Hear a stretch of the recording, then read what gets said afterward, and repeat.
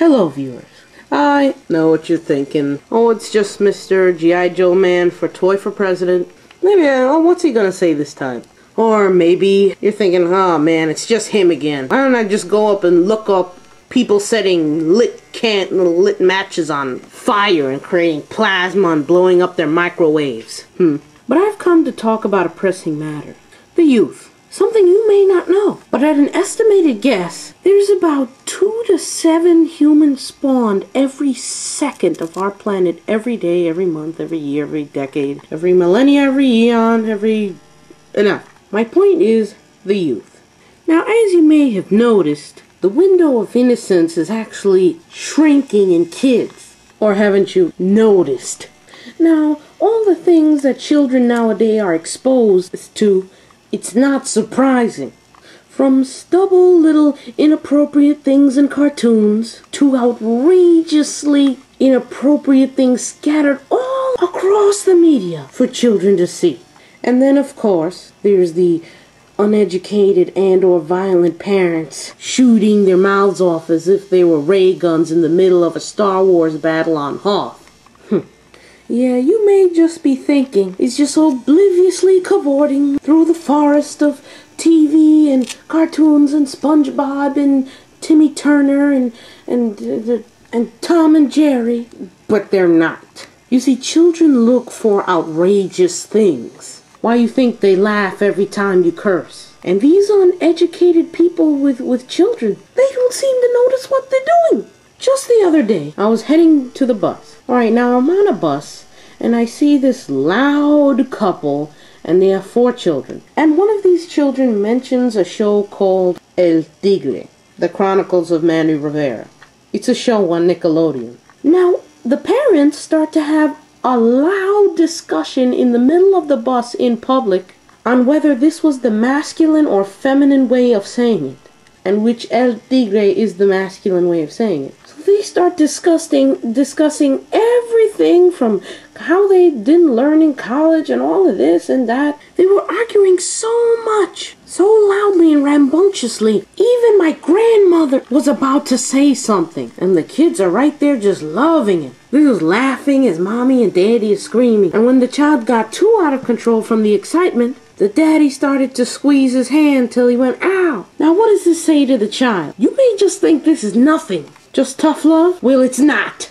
You are setting a standard in the child's mind of what is a normal family function. So the child knows he's upsetting you because he gets a reaction. So you hurt him to get him to stop, and he understands this. So what he's getting, oh, look at daddy screaming, ha ha ha. Ow! Daddy wants me to stop, so he hurt my hand.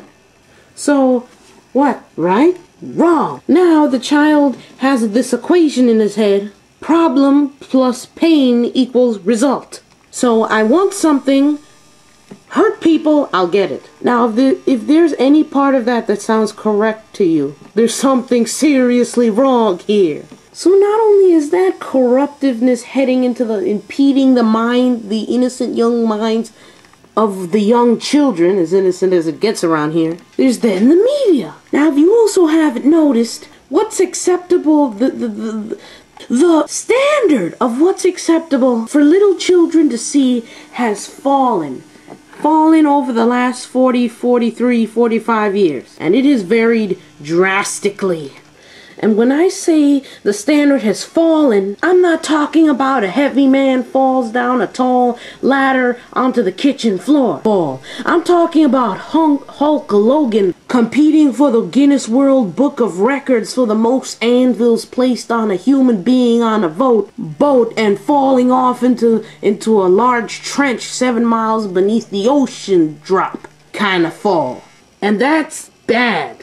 Things were not like this 43 years ago. Now, a lot of kids have responsible parents, so they're not getting it from the parents. So there's only a couple places it could have come from. And one of those places are acquaintances with some rowdy kids, most likely older, that like to use a lot of monosyllabic vernaculars. Every word out of their mouth. At school, on the street, kids pick up on this, and from there it goes. But some kids live in good neighborhoods, so there's only one other place they could have got it from. The media. Now, if you haven't noticed, I said before, the standard has really dropped. Now, let me show you how.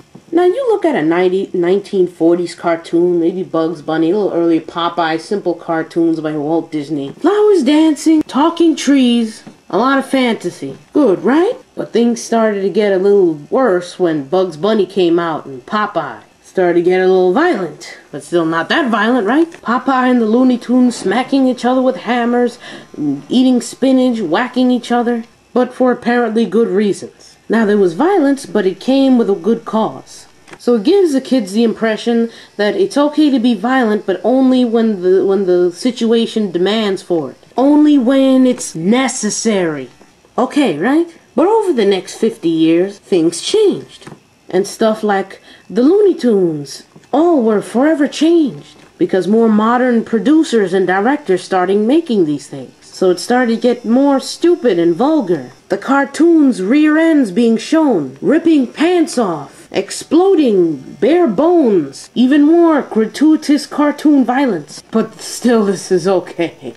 Now I know what you're thinking now. Oh, where am I going with this? Well, I'll tell you where I'm going with this. All of this stupidness and slight violence becomes more loose. It's there, it's a bit more gratuitous, and it comes on more quickly. Which kind of tells you that it's okay to be violent, not when the situation doesn't really call for it. Just convince yourself there's a good reason behind it, so you don't look like an idiot. That's what it's all about. Constituting the norm. Conforming with those around you. And then they start cliques and all of these things. But back to the main subject of the matter. The media. Alright, now back in the day, it used to be called the Age of Innocence. Kids respected their elders. They were doing what they were supposed to do. They were never violent. Nothing like that.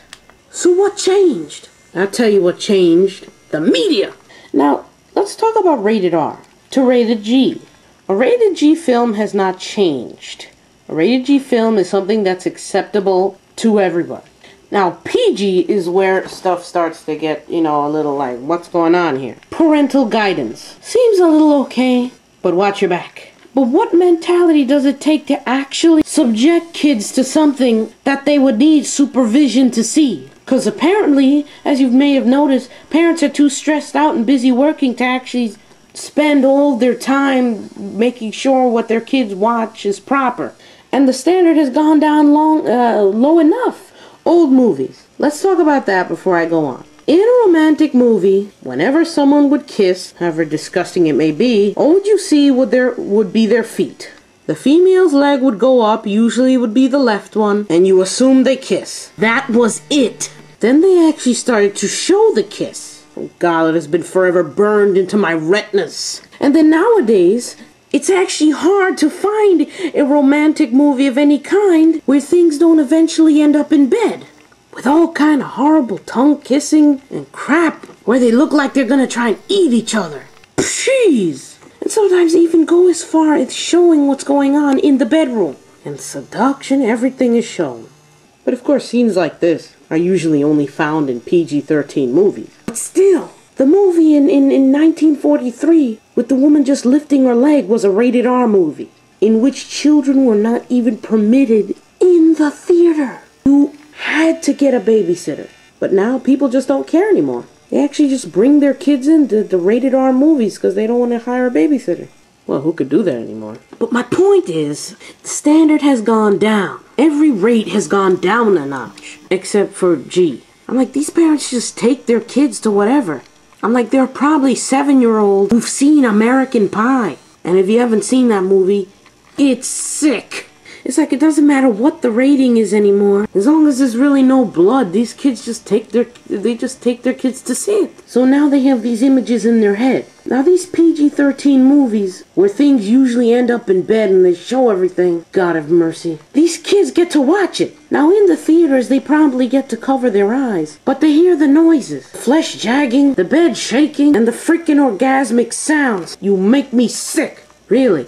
So it doesn't take much imagination to guess what's going on.